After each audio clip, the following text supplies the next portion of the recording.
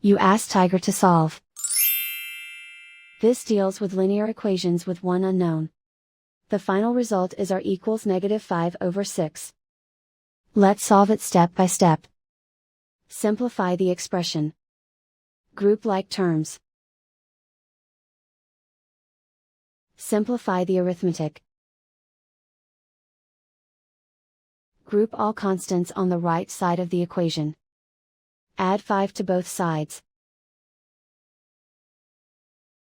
Simplify the arithmetic.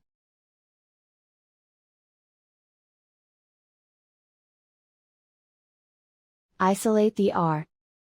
Divide both sides by -6. Cancel out the negatives. Simplify the fraction. Move the negative sign from the denominator to the numerator. And so the final result is r equals -5/6.